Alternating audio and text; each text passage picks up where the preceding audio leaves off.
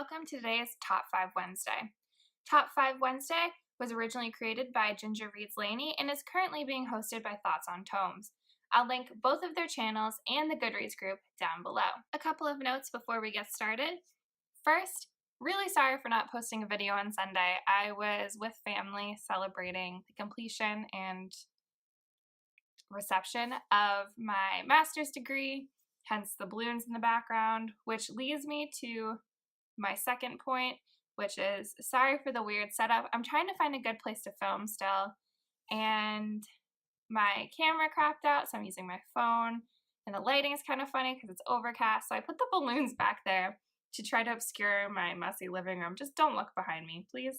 Thank you. So the theme for this week's Top 5 Wednesday is Top 5 Characters I Defend, and I had a really hard time picking characters for this because it turns out if the character is unpopular, either I also don't like them or I just don't care. But I did manage to find 5 characters that do fit this description relatively well.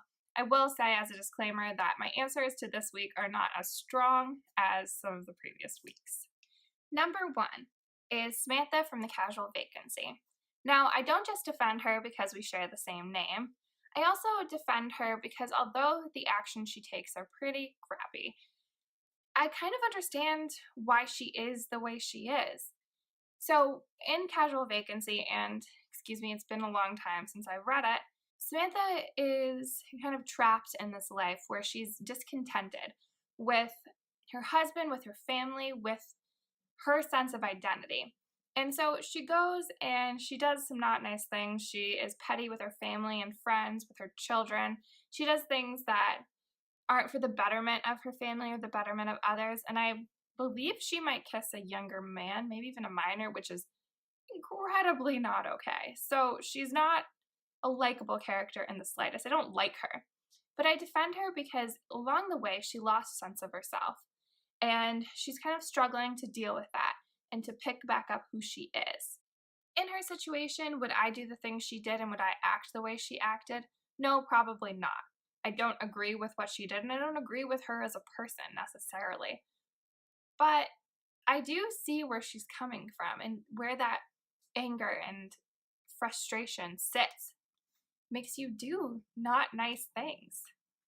So I defend her, even though she sucks.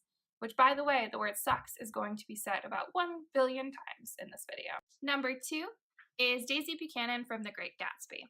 Now, people love to hate on Daisy because she is selfish and vapid and foolish and really only out for herself and a sense of security. All of this is true. I'm not saying it isn't. But she is the product of her time period and of those around her. She wants security because as a woman in that time period, it was important for her to have a sense of security and to be with someone who will take care of her because she didn't really have the means to take care of herself. I also don't dislike her more than I dislike Gatsby. I think that she is also a product of the society that made him. He is also selfish and vapid, but in a different way. And they are perfect for each other. That's definitely true, but I don't think she is the worst one. And I know that is a super lame character I defend, and a super lame defense. She sucks less than the other one. She is the lesser of two evils. That's going to be a theme here today, because they all suck. They really do. Number 3 is Heathcliff from Withering Heights. And now Heathcliff is not great. He and Kathy are notorious for being awful, and I don't like him.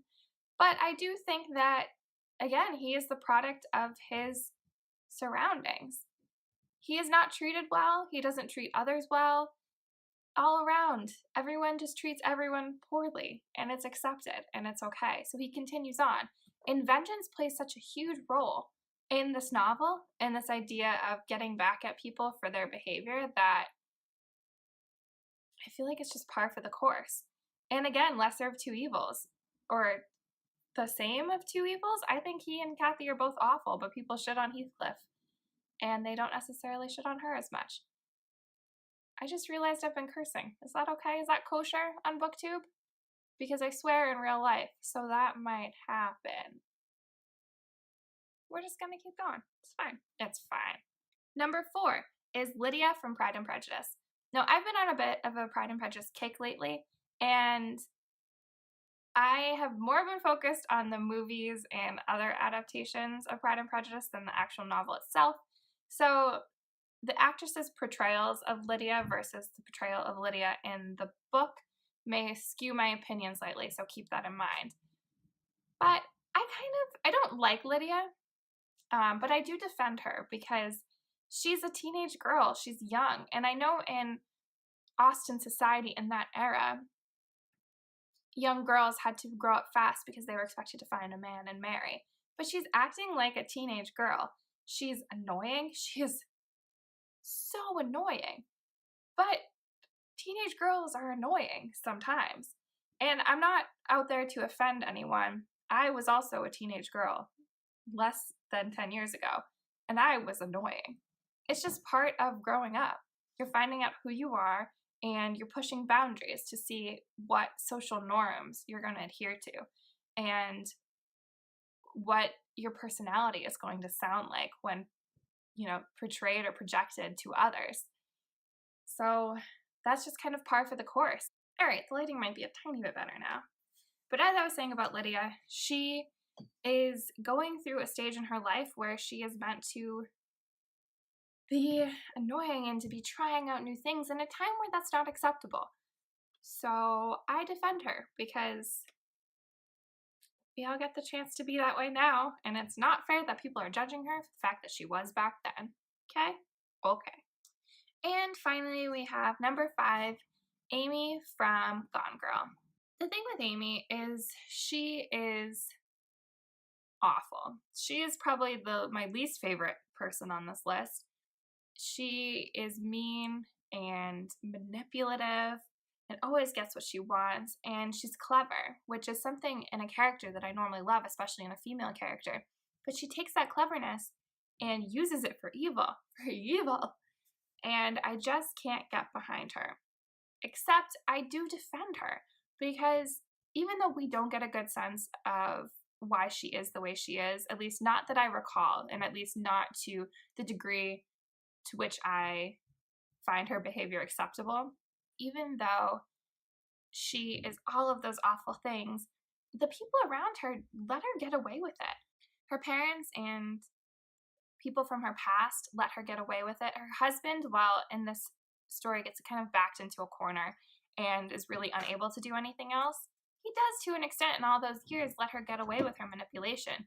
Even if on the surface he wasn't completely aware of it, underneath it all he has to know, at least subconsciously, that the way she acts and the way she presents herself isn't completely honest. Now, I'm not getting mad at her husband for being duped because that's not particularly nice, but I think that when we meet someone who's not genuine, we can usually tell. There's something, the hairs stand up on the back of your neck, or you just get a weird sense of a person that something isn't right. And he never acted on those feelings until we get farther into the book and he learns more about her and her manipulation becomes more obvious. And maybe it's wrong of me to defend her through the failings or my perceived failings of another. But I do. And it doesn't make me like her more, but it does make me hate her less. So that was my take on this week's Top 5 Wednesday prompt. Again, these don't fit perfectly, and I wouldn't necessarily go to the mat for any of these characters. I don't really like any of them that much, but I do defend them for various reasons, no matter how flimsy those reasons are. Thanks so much for letting me play around with books, and if you like what you see or you'd like to see more, please hit the subscribe button down below, and I will see you next time. Thank you.